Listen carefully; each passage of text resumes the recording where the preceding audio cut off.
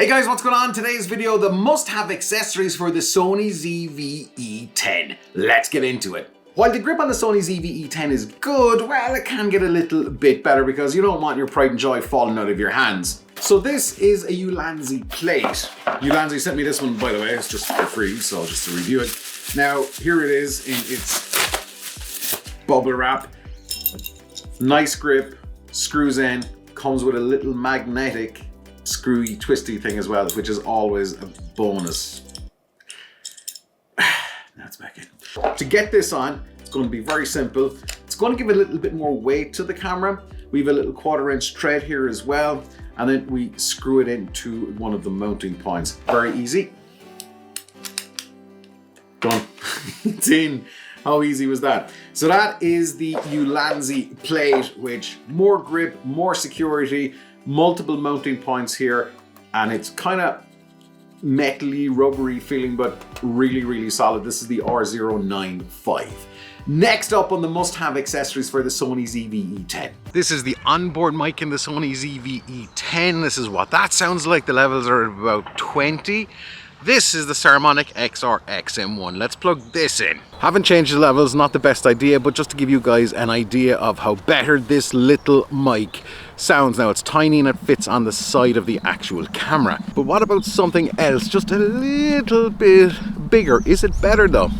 This is from Serene. This is kind of an offshoot of Ulanzi. Let's plug this little video mic in and see what this sounds like. So I've brought down the Serene video mic 1 to about 15 or thereabouts, and it's a little bit better. So this is what all of these three mics sound like. There is a ton of different mics out there, but even the cheapest stuff like what I've just showed you, like the Serene, is going to make a little bit of difference to your audio. Next accessory, really useful, doesn't do anything to the image quality, and this is a little UV filter. Depending on the lens that you're going to be using, get yourself a UV filter. It doesn't make any difference to the actual image quality, but what it does do is protect the lens, especially on the kit lens for the Sony ZV-E10, because the 16 to 50, the glass is very, very kind of flush at the front, so little UV filter will help hugely. Speaking of things that go on the lens, this lens, the 16 to 50 kit lens, may not be for everybody. Yes, it does feel a little bit cheap, but it does amazing work. Left a video link in the description for you guys to check out what this lens can actually do. But the time will come and you really should explore the different lens options with the Sony ZV-E10, because after all, that's probably one of the reasons that you bought it. Now, before I show you my favorite lens for the Sony ZV-E10, there's a bonus tip at the end of this video when you are using lenses, especially like this Sigma 16mm 1.4. 16mm means it's very, very wide. The 1.4 is the aperture, which means blurry bokeh background for days.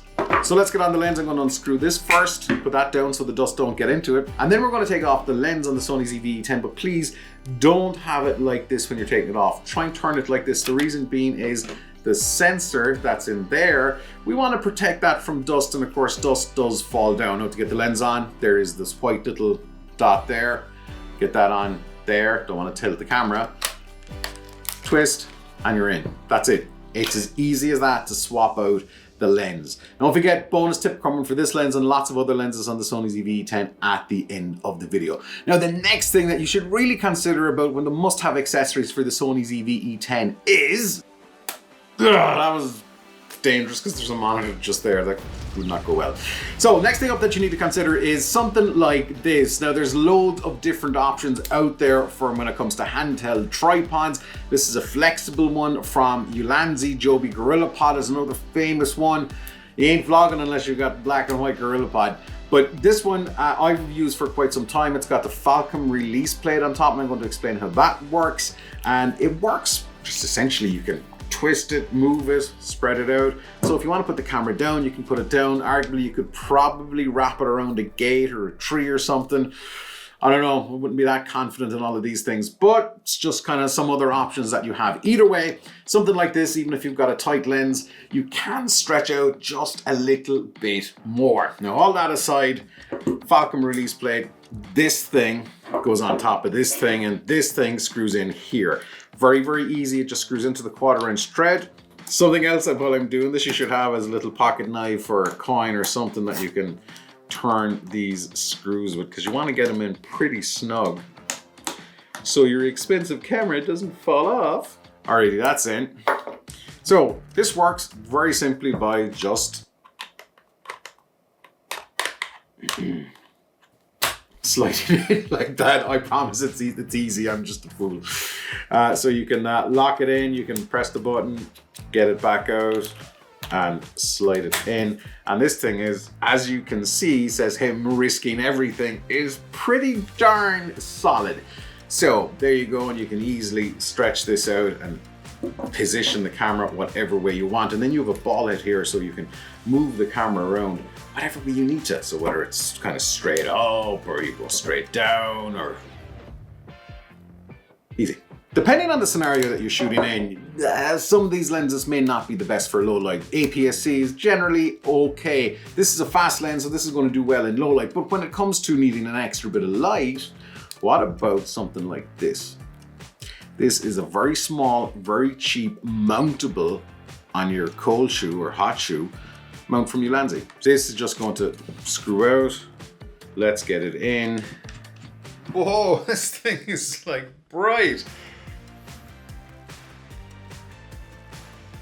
We can make it dimmer or brighter. We can change the color temperature. So if you want things cool, or maybe you want them warm. Now you might be wondering what the heck this is. It's called a rocket blower.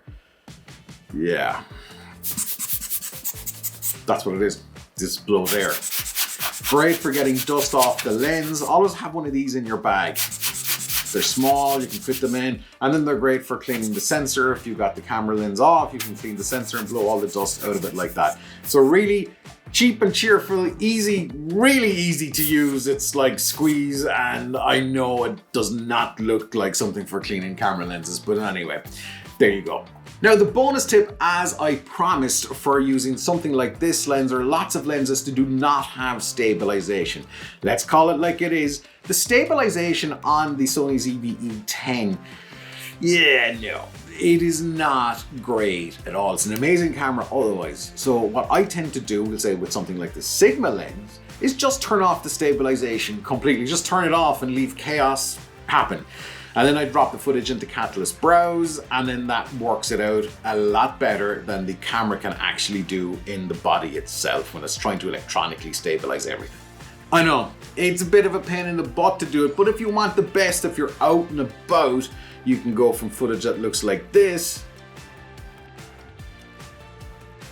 to this really kind of quickly.